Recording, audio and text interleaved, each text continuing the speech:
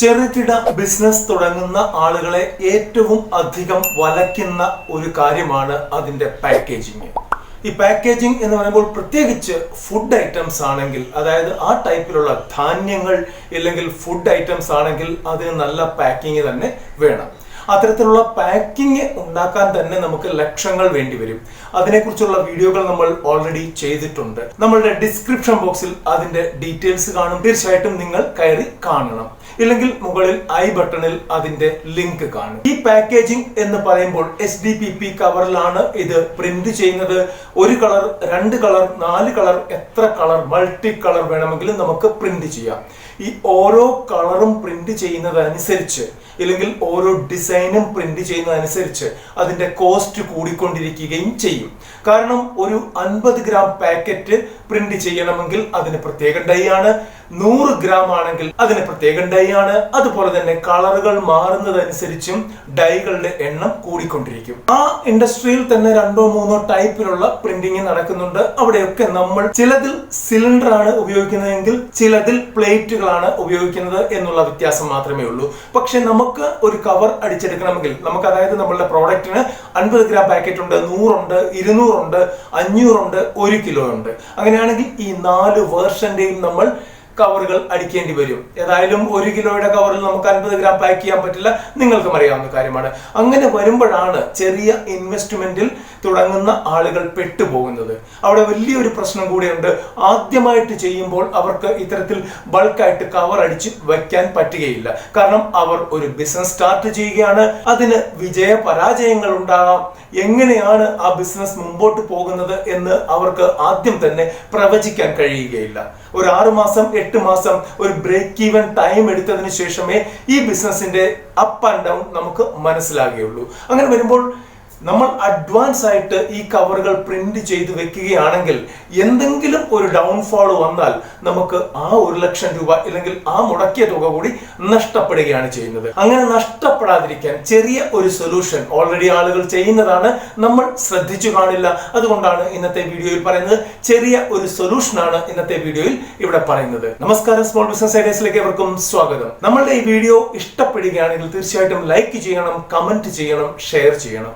കൂടാതെ നമ്മളുടെ channel ആദ്യമാണെങ്കിൽ subscribe ചെയ്ത് ബെൽ ബട്ടൺ അമർത്തി ഓൾ എന്ന് പ്രസ് ചെയ്ത് കഴിഞ്ഞാൽ നമ്മൾ ഇത്തരത്തിലുള്ള വീഡിയോകൾ നിങ്ങൾക്ക് അതാത് സമയങ്ങളിൽ ലഭിക്കുന്നതാണ്. അപ്പോൾ നമുക്ക് കാര്യത്തിലേക്ക് കടക്കാം. കാര്യം മറ്റൊന്നുമല്ല, ഞാൻ ഇന്നലെ ഒരു ബിരിയാണി പാക്കറ്റ് വാങ്ങിക്കുകയുണ്ടായി. നല്ല അടിപൊളി കവർ, നല്ല പാക്കേജിങ്, അതിന്റെ എല്ലാ കാര്യങ്ങളും എനിക്ക് കൃത്യമായിട്ട് പുറത്തുനിന്ന് തന്നെ വായിക്കാൻ കഴിഞ്ഞു. അപ്പോൾ ഞാൻ ജസ്റ്റ് എടുത്തപ്പോൾ പുതിയ ബ്രാൻഡ് ആയിരുന്നു. അതുകൊണ്ട് തന്നെ ഞാൻ ജസ്റ്റ് ഒന്ന് എല്ലാ കാര്യങ്ങളും നോക്കിയതിന് ശേഷമാണ് അത് വാങ്ങിയത്. ബട്ട് ഇറ്റ്സ് ഓക്കെ, കുഴപ്പമൊന്നുമില്ല. നല്ല പ്രോഡക്റ്റ് ആയിരുന്നു, നല്ല അരിയായിരുന്നു. അതിന്റെ കൂടെയുള്ള ഇൻഗ്രീഡിയൻസ് എല്ലാം അതിന്റെ കൂടെ ഉണ്ടായിരുന്നു. അതിനെക്കുറിച്ച് നമ്മൾ ഫർദർ ആയിട്ട് ഒരു വീഡിയോ ചെയ്യുന്നുണ്ട്. അടുത്ത ദിവസങ്ങളിൽ തന്നെ വരും. ആ ബിസിനസ് എങ്ങനെയാണ് നമുക്ക് സ്റ്റാർട്ട് ചെയ്യാൻ പറ്റുന്നത് എന്നുള്ള ഒരു വീഡിയോ വരുന്നതാണ്, കാത്തിരിക്കുക.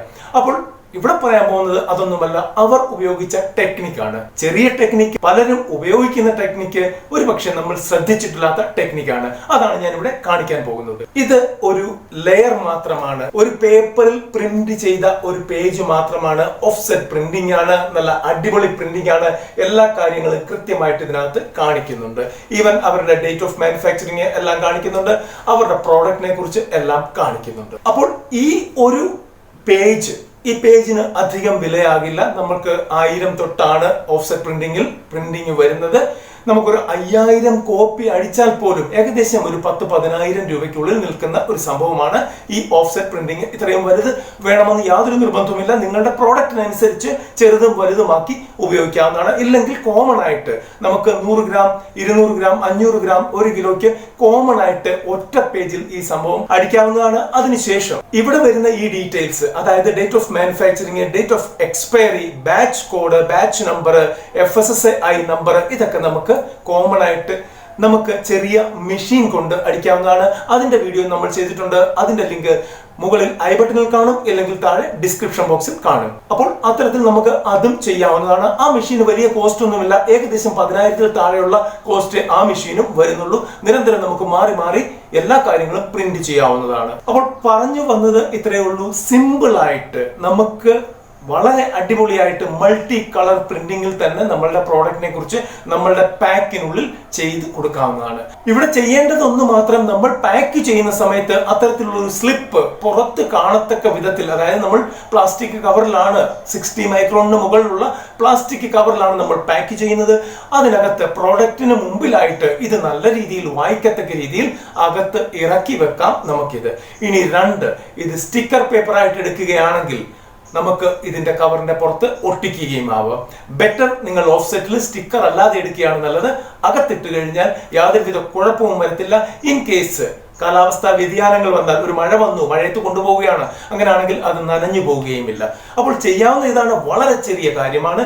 നിങ്ങളുടെ അടുത്തുള്ള ഏതെങ്കിലും ഓഫ്സെറ്റ് പ്രിന്റിംഗ് കമ്പനിയിൽ ചെന്ന് കാര്യങ്ങൾ പറഞ്ഞു കഴിഞ്ഞാൽ അവർ നിങ്ങൾക്ക് എസ്റ്റിമേറ്റ് തരും, എത്ര രൂപയാകും എന്നുള്ള കാര്യങ്ങളൊക്കെ പറഞ്ഞു തരും. അതായിരിക്കും ഈ ചെറുകിടമായിട്ട് ഇങ്ങനെ ചെയ്യുന്ന ആളുകൾക്ക് ഏറ്റവും നല്ലത്. നിങ്ങൾക്ക് വേറെ എന്തെങ്കിലും അഭിപ്രായം ഉണ്ടെങ്കിൽ തീർച്ചയായിട്ടും കമന്റ് ബോക്സിൽ വന്ന് പറയാവുന്നതാണ്. അത് കമന്റ് വായിക്കുന്ന മറ്റുള്ളവർക്ക് കൂടെ ഉപകാരപ്രദമായിരിക്കും. തീർച്ചയായിട്ടും അടുത്ത ഒരു വീഡിയോയുമായി വരുന്നവരെ നന്ദി, നമസ്കാരം.